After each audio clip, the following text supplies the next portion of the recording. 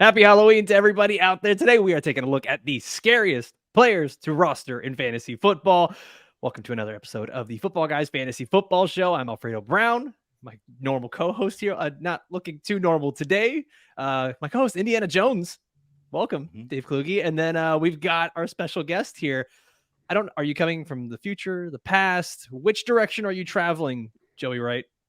I think I'm in the first one where my mom has a crush on me. I think that's where I'm at right now. It's really Classic. weird for all of us. Classic. How do you feel about it? Is it heavy? You know, it was Back to the Future was always a cautionary tale for me when I was a kid, because there's that part where Uncle Joey's behind the bars, and my mom would always be like, if you act up, you'll be behind bars too. So it was always like a cautionary tale for the Wright family. Yeah. You never set fire to the living room rug, right? No, not that I'm aware of. No.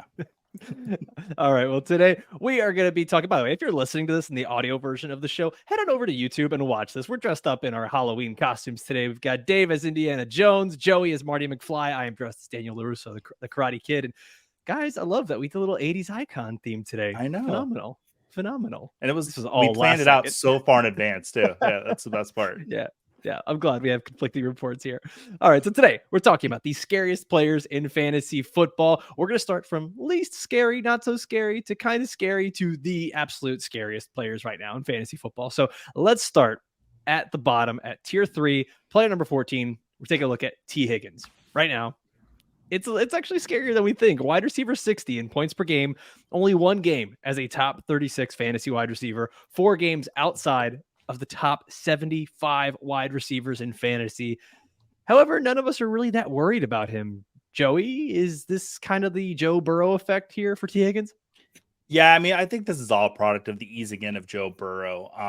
Coming out of the bye week last week, T. Higgins, 5 receptions, 69 yards. I'm expecting more games out of that this year. I like T. Higgins. He was somebody I told people to go out and trade for. So if you've got T. Higgins, you can start him with confidence heading forward. I'm really not all that concerned when it comes to T. Higgins. I mean, we've seen years of good success from him in this offense. He's dealt with multiple injuries so far this year. Joe Burrow had the injury as well, and we saw the spike week in week 2 when he put up almost 30 fantasy points. So I understand there's some concern here, but right now, over the last couple of weeks, it seems like this Bengals offense is starting to gel again, which is good news for T. Higgins and his rest of season outlook. Mm-hmm. All right, we won't spend too much time there because that's not too scary, but we've got the next guy on here who I think in years past he's been scarier, but I think this player still deserves a spot on this list here on the spookiest of all days. We're talking about Gabe Davis, wide receiver for the Buffalo Bills. He's currently wide receiver 31 in points per game, but like you're going to see a theme with a lot of these players, and like T. Higgins, Gabe Davis has 4 games as a top 24 fantasy wide receiver, and then 4 games outside of the top 40. So you never know what Gabe Davis you're going to get here in different weeks. So Dave, same question. Is this sort of the Josh Allen effect where we just say it's a good offense, so just embrace the scariness, the volatility? Yeah, and I don't think anybody ever drafted Gabe Davis, maybe last year when some people got a little over their skis with Gabe Davis, but nobody was drafting him to say, like, this is going to be a plug-and-play wide receiver 1 that's going to give me consistent production every single week.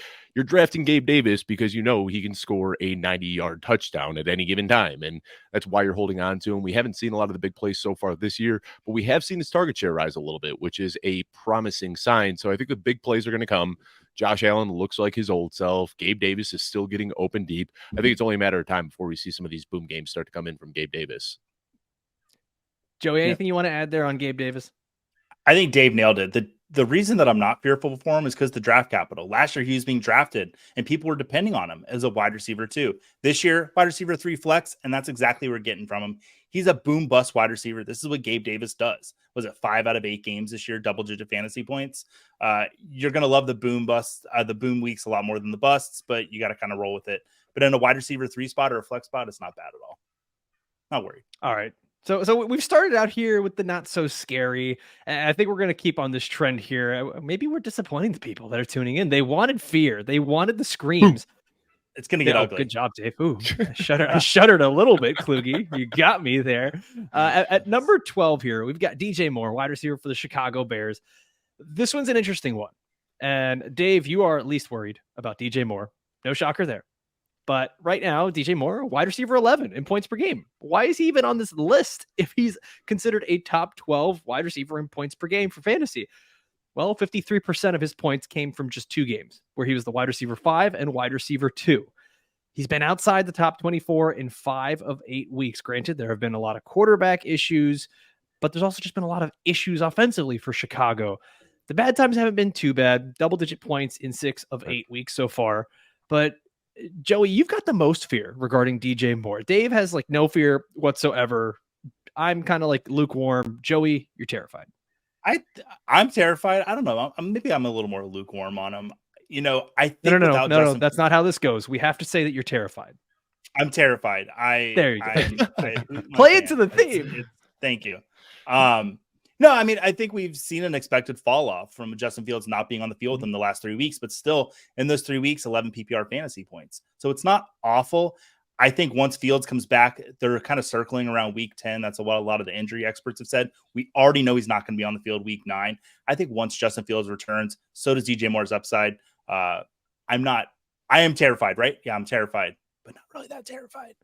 There you go. Let's also, just 2 weeks ago, we saw a very uncharacteristic drop from DJ Moore in the end zone. So you look at the final stat line and it's 8 receptions for 54 yards, which isn't terrible, but he was this close to having 9 receptions for 65 yards and a touchdown. So if that happens, DJ Moore is inside the top 10 overall on the season. I don't think there's any reason to worry about DJ Moore. He's a very, very good wide receiver and he's getting a lot of targets. So I think his addition on this list was a little silly, if I'm being honest. Oh, Dave. Shocker that you're not worried about the Bear. Joey, you had him as your number 8. Fired. So I was in the... Sure. 8 out of 14. Dave had him at 14. Wait, you have it? Yeah, 14. You'd probably have him at 36 if you could, out of 14. And then I had DJ Moore at number 12. So I'm not too worried either. I think the thing here is that where you drafted DJ Moore, you wanted a guy that was going to give you more. But I think thanks. I think the silver lining so far has been that the lows haven't been too low. It hasn't been too bad. You're still getting the double-digit fantasy points, and like we talked about here, top 12 in fantasy points per game. So not overly worried about DJ Moore.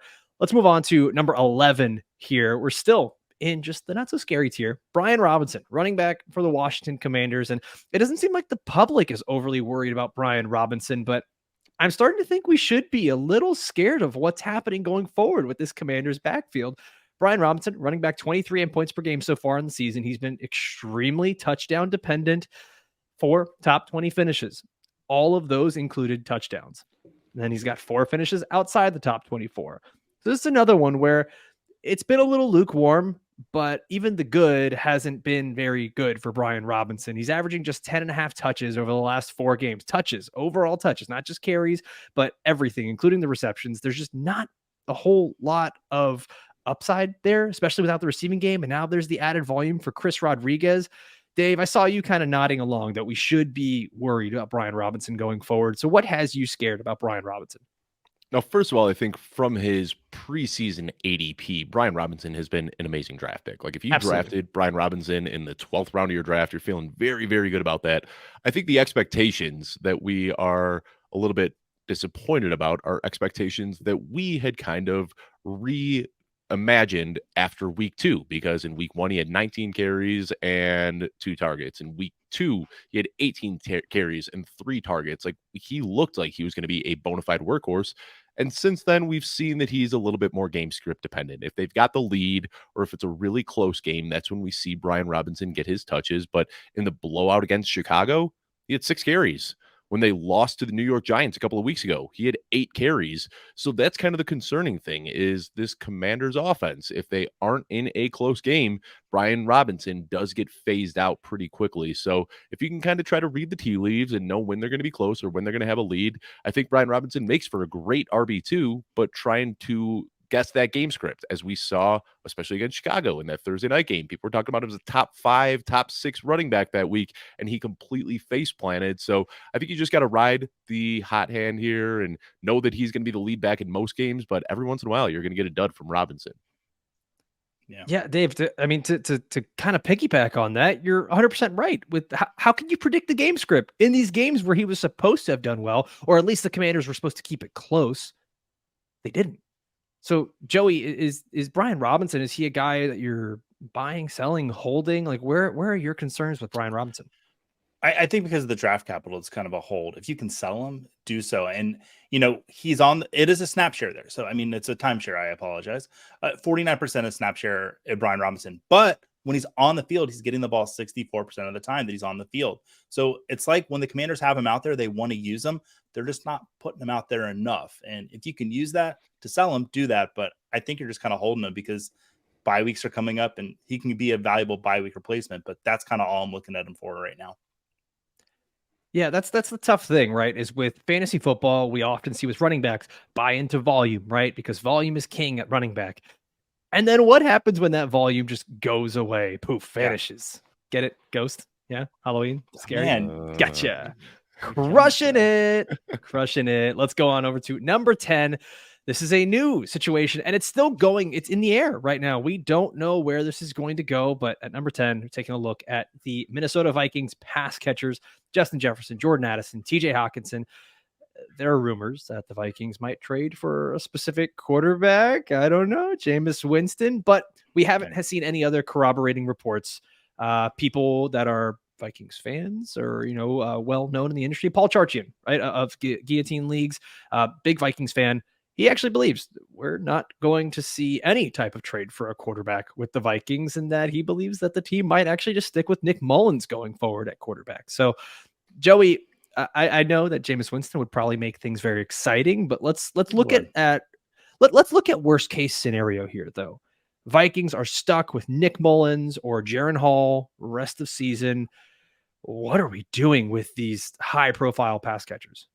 I will say that I'm a little more worried about Jefferson because of the injury that it's already there, and Addison because I do think Kirk Cousins is a really good veteran leader for him.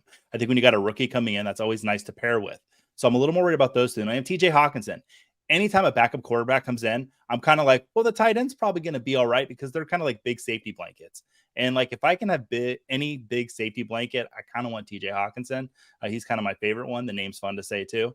I'm not so much worried about the Hockenson as I am the two wide receivers. I think Hockenson will be okay. And I am hoping for Jameis Winston, 252 passing yards last season average. And he's super fun for fantasy, but for a headache for the win-loss column. Yeah, I mean, Jameis Williams would be the Jameis Winston. I'm sorry, finally got it out the third time there. You got Jameson Williams on your brain. You've been tweeting about him every 30 minutes. Yeah. Dude's living rent-free in your head. I do want to see Jameis Winston there because we saw him, support Mike Evans and Chris Godwin both as top 12 wide receivers, and that's the type of gunslinger you need if we want to maintain hope for Jordan Addison and Justin Jefferson. But it could get really bleak if they don't make a move for a for a quarterback. And I got to be honest, if they don't make a move for a quarterback, it wouldn't surprise me if Justin Jefferson just hangs it up for the rest of the season and goes into next year on a contract year. It's very, very concerning. I think the best case scenario here is that Jefferson doesn't return and Jordan Addison can just maintain a 35% target share with whoever the guy is and keep scoring big touchdowns. But I think we probably should have been a little bit higher on this. Kirk Cousins was pacing for more pass attempts than almost any quarterback in the league. And I don't think we're going to see that same type of volume with another quarterback. We're also going to see lower quality targets.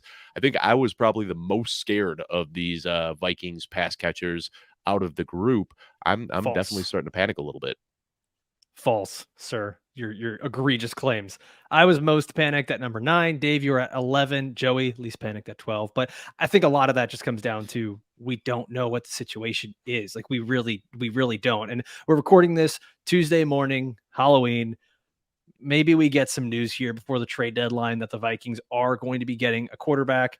There's been rumors about Jameis Winston, Jacoby Brissett, lots of names out there. So we will see what happens. But guys, I think that if they don't get another quarterback in there, I don't even know that you can trade these players away. Like you just, it's just such a mystery box that I don't know that anyone wants to take on these pass catchers. And then what happens if you do trade them away and they're still doing well? It's a very uncomfortable holding pattern, I think, right now with the Minnesota Vikings players.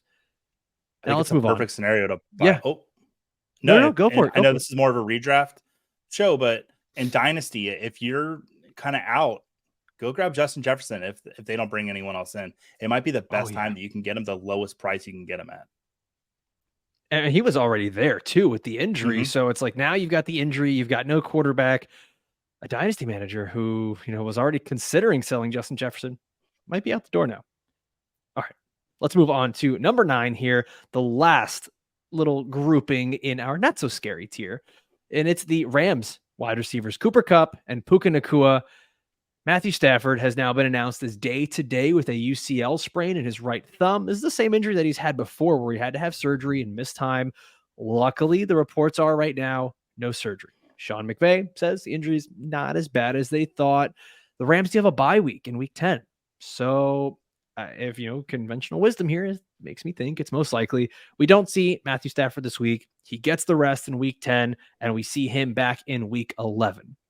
Dave, you're most worried about this team out of the three of us and the pass catchers. And everything that we've talked about before the show, it seems like it's not even so much about Matthew Stafford. It's the Rams offense in general that has you worried. Yeah. And, there's a lot to be concerned about. Cooper Kupp, especially. I mean, he is coming off his 2 worst games we have seen back-to-back in his entire career. I mean, he's been outside of the top 50 wide receivers in back-to-back weeks. I mean, the good news is there's been 17 targets over those last 2 weeks, but he's caught just 6 of those targets for 50 scoreless yards. I mean, he is struggling to separate. He is dropping passes. I don't know if maybe this is the time to drop an Indiana Jones quote, but it's not the years, honey. It's the mileage. He's been up there for a while now, and he is just struggling. Like, he doesn't look like himself. And we saw it in the first 2 weeks when he returned from injury, going for 230, 240 yards in his first 2 games back. And since then, he has not looked like the same Cooper Kupp. So even if Matthew Stafford does return, I'm still looking at Cooper Kupp kind of as a back end wide receiver 1. But the dreams of him averaging 25 points per game for the rest of the season probably throw those out the window. And then if we're looking at a Stetson Bennett led Los Angeles Rams offense, things can get really bleak really quickly. Joey, anything you want to add there on the Rams receivers? I'm a little more optimistic than I was 24 hours ago when we were presented this. Right. Like the players that we're scared of. But, with the injury not being as bad as they thought, they're still getting 9 targets a game. I think with Stafford a week of rest, they can get back on the right page. But I think, am I out of line to say Puka Nacua is the wide receiver I would prefer rest of the season? That's just what we've seen. Like, I don't know. I mean, he hasn't looked great either. He's been struggling with drops as well. I mean, it's kind of weird. We had such high hopes the first 2 weeks with these guys together. Looked like it was going to happen, and these guys were just going to be top 12 wide receivers for the rest of the season, and we haven't really seen it since. The other thing I'll say is take Sean McVay's words with a little grain of salt. The day before he put Cooper Kupp on IR, he said, this injury isn't as serious as we thought. He's day-to-day. And then Cooper Kupp went on IR the very next day. So I still wouldn't be surprised if Stafford ends up on IR, even though they're downplaying the injury right now. I will say, I think I lean a bit more towards Joey. I'm not as worried about this. I don't think this is necessarily a performance issue from either of these guys, Puka Nacua or Cooper Kupp. Even though it's a small sample size, we did see that they can coexist. And as long as Matthew Stafford is healthy, the offense can still move. I don't think this is something where Cooper Kupp all of a sudden has 2 really good games and then just, oh, ouch, I'm getting old out of nowhere. So for me, the biggest concern would actually be, Dave, the last point you made, is that this injury is worse for Matthew Stafford than we believe, and that Sean McVay is leading us on to believe. That's where I think it's going to come down to watching the reports and kind of figuring out, man, is Matthew Stafford going to be back in week 11? Also, that schedule is not super favorable going forward for the Rams either. They got the Seattle Seahawks, Cleveland Browns, Baltimore Ravens, quite a few good secondaries that they're going to be playing against in the second half of the season. Now, if you're enjoying this show so far, normally I do this way earlier. Halloween threw me way off here, guys. I'm just so unprofessional. But if you're enjoying the show so far, please give this video a quick like, give it the old thumbs up here on YouTube, and drop your week 9 questions in the comments down below. And if you're not subscribed to the Football Guys YouTube channel, please make sure you do so immediately. I mean, come on. Sheesh, what are you waiting for? It's week 9. We got a whole bunch of great shows here. The Football Guys Fantasy Football Show, the Dynasty Show, the Audible, the DFS Show. And of course, our friend Joey Wright hosts the Sunday morning live start sit Q&A. Look at that. Look at that. I wanted to make sure I wanted to give you a quick little plug there, buddy. All right, Love it. let's move on to tier number 2 here, where we're taking a look at the 8th player that we have ranked in this, and it's getting a little bit scarier, guys. George Kittle, tight end for the San Francisco 49ers. And this isn't like a new thing. This is just something that has happened throughout the career for George Kittle, where he's really good and then he kind of disappears.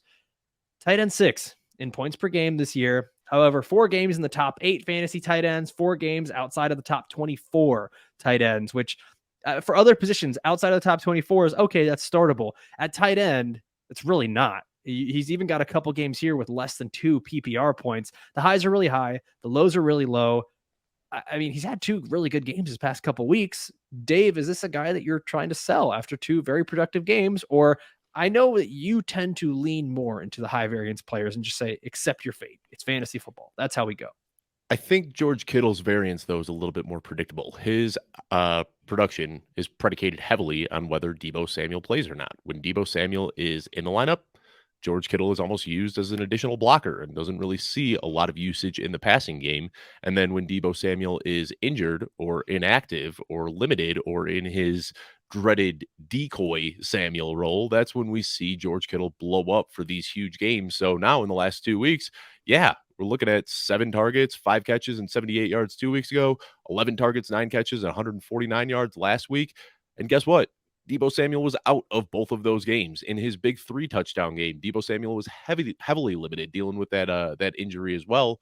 So I think that if you are trying to move off of George Kittle, this is the best time to do it, because when Deebo Samuel comes back, then we see George Kittle fall into that role where he's seeing 1, 2, 3 targets. And if he's not scoring a touchdown, he's really burning you in your lineup. Dave, I'm sorry. Your analysis is fantastic, but I can't stop staring at that glorious chest hair you got poking out of your shirt. You're going full indie. Oh, okay. I mean, yeah, if you guys needed South Africa, but if you guys, well, I think it's South America, but South America, yeah, sorry. Get your It's the same region. right. They're all down there. Yeah. You know, when I wanted to commit to the South. costume, I looked at some pictures of Indiana Jones and I said, this man buttons his shirt starting at his navel. Like he has like the bottom 2 buttons. So I had to fully Every commit. real man should. Yes. What you should have done is got yourself a mister so that you always stay a little sweaty, kind of like The Rock in every movie that he's in. That would have been perfect for you on the podcast. Guys, if you're looking for an excuse to come on over to the YouTube side of this show, please, this is the episode. Go and check out Dave's basically entire like naked chest here on the YouTube. Yeah. I hope we don't get demonetized for this. Oh, we will. Oh, we will. I can't stop looking at myself. I look like every 90s teenage movie where they cast a 30-year-old to play a 17-year-old and just thought the audience wouldn't notice. Yeah, this is depressing. All right, let's talk about some more scary stuff here. At number 7, we got Rhamondre Stevenson, running back for the New England Patriots. And Joey, you are, I don't think I'm exaggerating this time, absolutely horrified by Rhamondre Stevenson. It's terrifying for you. You've got him as the number 3 scariest player. Dave and I, we each have him. Dave, you have him at 9, I have him at 7. Rhamondre is the running back 33 in points per game this year. 4 games as the top 17 running back, 4 games outside the top 30 running backs, and just barely over 3 yards per carry this season. It's a bad offense overall. So I get where you're coming from, Joe, but I guess convince us why we need to be more afraid of Rhamondre Stevenson. I don't know if I'm gonna convince you. I'm gonna give you some optimism as well, because that's what I do. But the thing is, I'm fearful of him, but I've embraced that fear. I think a lot of the fear is the draft capital. We were drafting him to be a top 12 running back, and he's not been in that. He's in a timeshare with Ezekiel Elliott. Whether we like it or not, that's what's going on. The last 3 weeks, though, we've seen kind of him breaking through defensive lines. The yards per carries kind of returned to look more of what he had last season than what he had in the first 4 weeks, 2.3 yards per carry. That's yucky, and that's scary to anyone that's trying to put that out there as a starting running back. He's still being utilized in the pass game, though. And the Patriots, they have a great schedule as far as like game script ahead. The teams, they're weak against running back and they don't score a lot of points. So I am optimistic that my fear will go away with Rhamondre. But if it doesn't, I'm still terrified to have him as a starting running back in my lineup. Dave, we've both been kind of scared of Rhamondre before this season. Is this just, I know Joey is saying embrace the fear, become the fear. But I mean, like, do you see it getting any better for Rhamondre going forward? I mean, he's been objectively pretty terrible as a rusher. You watch your eyes, and it's just like he is pitter-pattering around, and then he gets tackled at the line of scrimmage, and then you start looking at the analytics, and his rushing yards over expectation are terrible. But the reason I'm not like totally panicking yet is because the target volume has still been there. He's seen 6 targets in 3 games. He has seen 4+ targets in 5 games. So this is a Patriots team that is going to be playing from behind often. And when they're playing from behind, he gets peppered with some targets and can kind of elevate his floor a little bit in PPR. So yeah, if we're looking at our preseason notions, not I think you and I were both tempering expectations a little bit for Rhamondre Stevenson in the offseason, but a lot of people are drafting him as a top 12 running back and expecting him to be, a smash start that was going to have, overall RB1 upside. I think we can throw those proclamations out the window at this point, but I think he still makes for kind of a fine RB2. We haven't seen any touchdown volume so far. I mean, he's had 2 touchdowns on the entire year, which is terrible to see, but if he stumbled into the end zone a few times, I think we'd be looking at Rhamondre Stevenson a little bit differently as kind of a reliable RB2 because of that target volume. Very quick. Favorite Halloween candy? Go. You're asking the wrong guy. I avoid sugar. Dave, you Sorry, just I'm so boring. Joey, what did you say? I'll give a real answer since Dave's going to be Mr. Health over here. Let's go. Let's go. No, we love you and your health journey, Dave. We're here to support you. It's Three Musketeers. Our good friend Jagger May, kind of pooped on Three Musketeers the other day, and I don't know why he was doing it. It's a delicious candy bar. You know exactly what you're getting. It's not too complicated. Nougat. Like nougat nothing but chocolate. nougat, right? That's all I need. No. I like Kit Sour Kat Patch Kids too. and Reese's. Even as a kid, I wasn't a Three Musketeers guy, but I will say I think candy corn gets a weird amount of hate. As a little kid, I loved candy corn. Like as an adult now, it makes me sick to my stomach the thought of even eating just compressed colored sugar. But as a kid, oh my God, I couldn't get enough candy corn. I think it's because you didn't know what else was out there. Like you hadn't experienced life yet. That could be it. That's what it was. Did you like the candy corns or the little pumpkins more? Oh, the pumpkins were gross. Those were too much. What? Oh, get out of here, Dave. Those were too much. Coming from the guy who likes Three Musketeers, the only person I know in the world that prefers the Three Musketeers over anything else. Like, what about a Milky Way? They actually add like caramel to it, so it has some more texture and flavor. Just what even is nougat? It's like a pillow, right? It's like a type of pillow. It's like a pillow. Guys, why are we even talking about fantasy football today? This should have just been ranking Halloween candy episode. That's honestly all we should have done. Halloween candy tiers and rankings. You're welcome, audience. All right, let's get back to fantasy football here. At number 6, we've got Dameon Pierce, running back for the Houston Texans. Joey, I know this probably hurts your heart quite a bit. It does. Because you love Dameon Pierce. And I'll say this, I didn't hate him before the season. Dave, if I remember correctly, I believe you were a bit lower on Dameon Pierce. So good call there. But Pierce has been running back 43 in points per game this season. 2 games as a top 24 running back, just 2. 4 games outside of the top 40 running backs. Not great. 3 yards per carry, 9 receptions in 7 games. So you don't have much on the ground. You don't have much through the air. Devin Singletary's role keeps growing. We talked about that yesterday on our waiver wire episode. If you haven't listened to that, go back and check out the waiver wire episode as well. I have Pierce as my 3rd scariest player on this list. You guys don't seem to be as worried about Dameon Pierce. Dave, you've got him as your number 8, Joey number 7. So, I mean, whoever wants to go first here, but why aren't you guys as scared as me? I'm terrified of Dameon Pierce right now. Well, I'm not scared because I don't have him on any of my rosters. I kind of avoided him in the off season, so I don't have any fears now. But we talked about it yesterday. Cool. What did I say, Alfredo? I said his preseason usage got us all bright-eyed and bushy-tailed, and really we should have kind of avoided that a little bit. I'll just spit some of the same stats that I did yesterday. Devin Singletary has basically forced a 50-50 split over the last 2 weeks. And over those 2 weeks, Dameon Pierce has the slight edge in carries, 25-22, but Singletary is out-targeting him 4-0, and he's out-touching him in the red zone 8-6.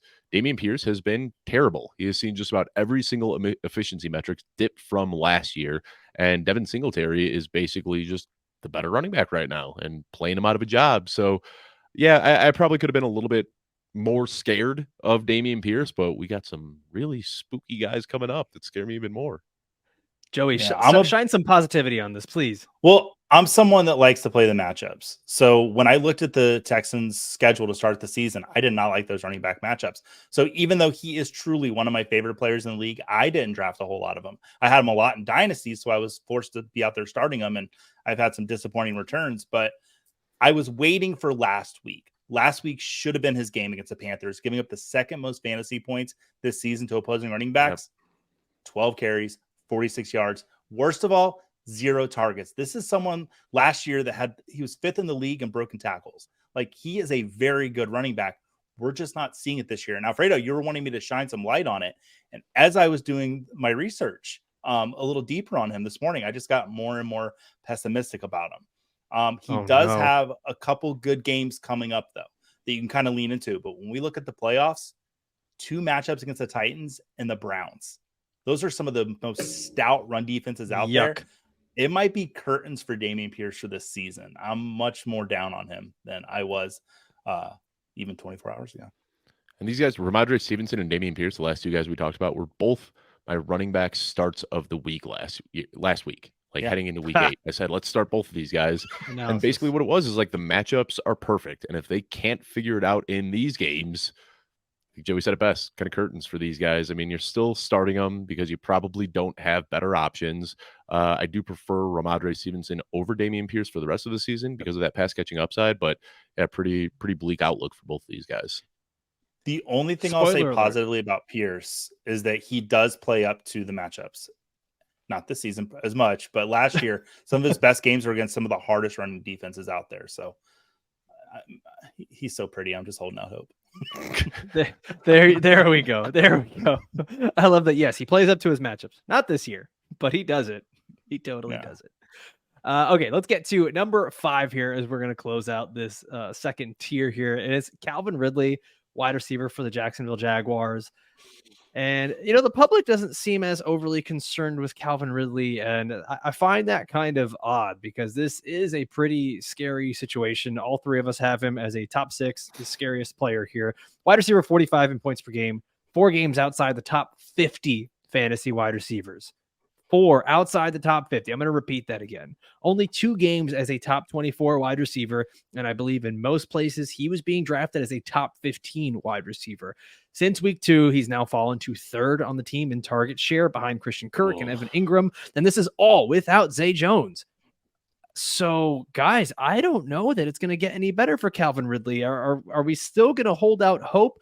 Dave, I know that I've been saying that Zay Jones opens up the offense and makes things better for the Jaguars overall. I just don't know if it's gonna matter because there's so many other players getting target volume on this team that Calvin Ridley just sort of looks like he's becoming an afterthought. Yeah, a lot of mouths to feed. And the one thing that this Jacksonville Jaguars offense really didn't have last year was a perimeter receiver. And that is almost exclusively what they're using Calvin Ridley in now. Is his job is just to run across the borders and kind of open up the middle of the field where Evan Ingram and Christian Kirk are drawing more targets and cooking right now. And it's been really, really tough to see. But Calvin Ridley, we saw him in Atlanta. He was a very versatile receiver. He was running a lot of crossers. He was running short, intermediate, and deep. And now they're basically saying just run downfield and stretch the sidelines whenever you can. And that's pretty much all he is doing. So he's able to gobble up some receptions here and there. And every once in a while, he gets a big play that kind of saves his fantasy outing. But like you said, 4 of his games outside of the top 50, it's been terrible. I mean, he's only eclipsed 100 yards twice this year. People drafted him to be a high ceiling wide receiver 1. Alfredo, I just want to say I'm disappointed in both of us because early in the offseason, both of us were so high on Christian Kirk and fading Calvin Ridley. And as we got closer to the season, we started to sip the juice. And we watched these preseason camp clips and we're like, oh, maybe Calvin Ridley is going to be a thing. I moved him up my rankings. I moved Christian Kirk down my rankings. I should have stuck to my priors that this is a 29-year-old wide receiver who hasn't played football in 2 years, has dealt with injuries throughout his career. And that is what he is looking like right now, like an aging wide receiver who hasn't played football in a couple of years. And you said it best. He's the 3rd passing option on the team right now. Once you factor in Travis Etienne, he's the 4th option in the offense. And once Zay Jones comes back, he might realistically be the 5th option in this offense. Yeah, it's even worse than you guys were kind of laying down. If you take out that great week 1 he had, He's wide receiver 55 in points per game. If you were drafting that as your wide receiver 2 or even wide receiver 3, you are beyond disappointed at this point. Yeah, it's not looking great for Calvin Ridley. And Dave, I kind of hate that the court of public opinion allowed us to change our rankings a bit. Should have been stronger. We both had Christian Kirk up there ahead of Ridley, man. Ugh, I hate that we did that. All right. Number 4 here, Christian Watson, wide receiver for the Green Bay Packers. He's wide receiver 61 in points per game. He's right behind T. Higgins. But the big difference is this is not Joe Burrow slinging the ball to him. This is Jordan Love, who has been getting progressively worse. It always seems like they are just one play away from a touchdown, and that Christian Watson is always that one play away from being a top 24 wide receiver on the week, and it just doesn't happen, at least not this year. He's yet to surpass 3 receptions in a single game. The schedule does get friendlier, like we talked about for the Packers offense, but it's hard to trust the Packers offense. It's hard to trust Jordan Love. So, Dave, what are we doing with Christian Watson here? You got to keep starting him, unfortunately, because he's got that big play upside every single week, but you feel terrible doing it and know that he can literally put up 0 points on any given week. And Jordan Love was a guy that kind of fooled us through the first few weeks into thinking that he was a good quarterback. But since week 4, he's been the per game QB 24. He has been terrible. And we talked about it, how he kept just kind of missing Luke Musgrave. And we said, oh, that connection is going to grow. They'll get better. Well, it didn't get better. And I think defenses wisened up to that. I was looking yesterday. PFF has Jordan Love graded as the league's worst deep ball thrower among every team's starting quarterback. Now, I opened that sample up to quarterbacks who have thrown 10 plus dropbacks or have had 10 plus dropbacks on the year. We're looking at 47 quarterbacks. You ready for the list of guys who are worse than Jordan Love? It's a really short list. Tommy DeVito, Mitch Trubisky, Aiden O'Connell, Bailey Zappi, Dorian Thompson-Robinson, Taylor Heineke. End of list. Those are the only guys who are passing worse deep downfield than Jordan Love. And that has just completely changed the way that defenses play him. Now the defenses are tightened up a little bit. They're playing closer to the line of scrimmage. They aren't scared of Love's deep ball. So now Jordan Love is also less effective in the short and intermediate parts of the field. And all of this just comes together to mean bad things for Christian Watson. So you got to keep starting him, but I am definitely panicking on Christian Watson. I will say this. I'm holding out hope that things do get better for Christian Watson. Jordan Love's deep ball is actually one of his strengths coming out of college. I think that right now it's a bit of a timing issue. We see this with quarterbacks and fast receivers. They just don't get the timing down right all the time. Let's go to our scariest, spookiest, most horrifying tier that we've got here. Boys, I'm shaking in my boots. Let's get to number 3. Why did it have to be snakes? You mean Alexander Mattison? Why did it have to be Alexander Mattison? Running back for the Minnesota Vikings. It's just gone so bad, so fast. Weeks 1 through 5, he was running back 17 in fantasy football. Since then, running back 43 in points per game. He is virtually unstartable. We already talked about this a little bit, that the Vikings are going to be without Kirk Cousins, and now you've got Mattison, maybe potentially the 5th option on a declining offense, and Cam Akers is starting to get some more run, and he got a touchdown last week. So, Joey, what are we going to do with Alexander Mattison? I don't think it's fair that we're putting Alexander Mattison alone here on this island. I think Cam Akers should be right here with him. They've both been equally as bad this year. They truly have, especially in this Vikings offense. They're eating into each other. Akers had a touchdown last week, which kind of saved him. But outside of that, 9 carries for 19 yards. I actually kind of prefer Mattison if you have to start one over Akers. And last week, the performance for both of them came against the Packers, which has been bleeding points to running backs this year. It's a mess in Minnesota. It's getting worse because Cousins is not there.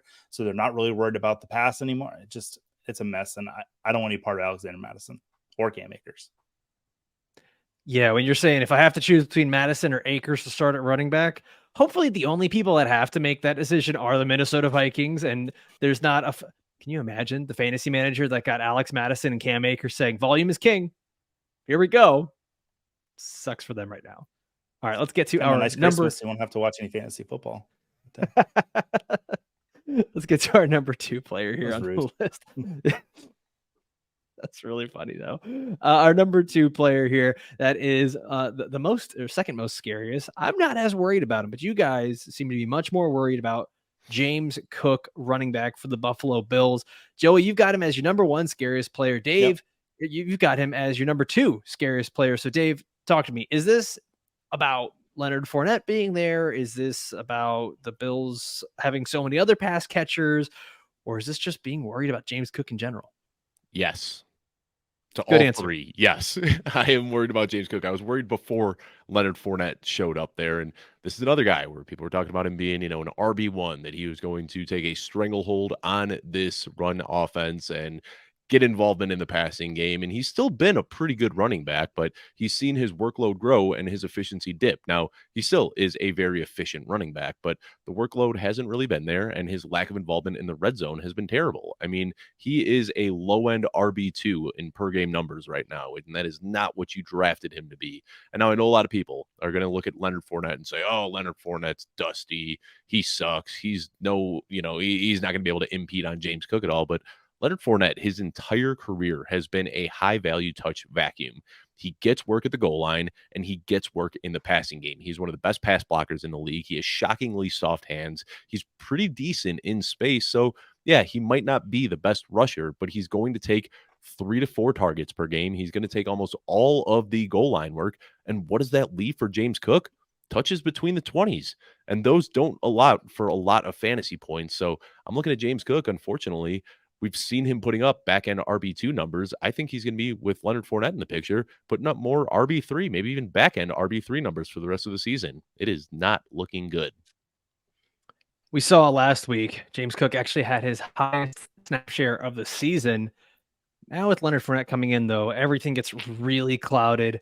I don't think I'm as scared as you guys are.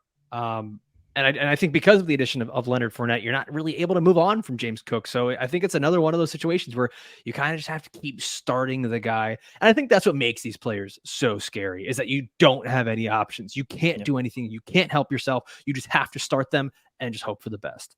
And the final player here, the scariest player in fantasy football right now, which I think a lot of people are stuck with him as well, it's Jerry Jeudy, wide receiver for the Denver Broncos. Dave and I each believe that Jerry Jeudy is the scariest player in fantasy football. He's the wide receiver 55 in points per game. 1 game inside the top 30. What? And he was, oh, by the way, wide receiver 29.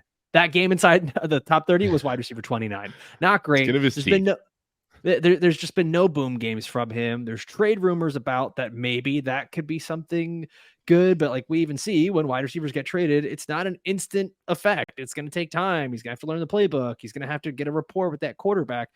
Joey, it's not like you're much lower. He's your number 2 scariest player. Yeah. So I think the only positive here is that Jerry Jeudy's not scary this week because the Broncos are on a bye. So that's a good point. I mean, how do you feel about Jerry Jeudy here? I know we're all terrified. I'm not enamored by the touchdown last week. I saw him like, okay, yeah, you're not fooling me. He seems like he's an afterthought in this offense. 3 red zone targets on the season, trailing Cortland Sutton and Brandon Johnson as among wide receivers. And I'm going to find a way to shoehorn his name in here. He's trailing Samaje P. Ryan in red zone targets. That's bad because Samaje P. Ryan has been terrible this season. That is not good. And I don't know how much this has to do with Russell Wilson. Judy's battling a career low in yards per reception. He's the constant source of trade rumors. I'm not only scared to start Jerry Jeudy, I think you could probably maybe drop him. I'd rather have Joshua Palmer or Jaden Reed if they're out there on your waiver wire. Oh, okay. So there's a little bit of actionable advice there. You don't just have to sit there and be scared. You take control of your fear, become the fear. Go get Joshua Palmer or Jaden Reed or some other wide receiver off your waiver wire. You heard it from Joey Wright. Officially, Jerry Jeudy is droppable because he's terrifying. Boys, this was great. Thank you so much for dressing up, Dave. I know that's just your normal outfit, so that's fine. You look great. You're very handsome. We're going to be back tomorrow with our Week 9 trade targets, players to buy or sell. Thank you guys so much for listening all the way through. We're going to see you next time. Big thank you to Joey Wright, as always, my co-host Dave Kluge, and an extra spooky thank you to our Lord and Savior Joey Wright. Thanks for putting that on here. Yes, I saw it and I went full Anchorman, and I just decided, you know what, let's lean into it, Joey. So thank you for putting that on there. Big thank you to our production team, Julia, Dylan, Jagger. All you guys are awesome. Thanks for joining us, everybody. We'll see you next time. Adios.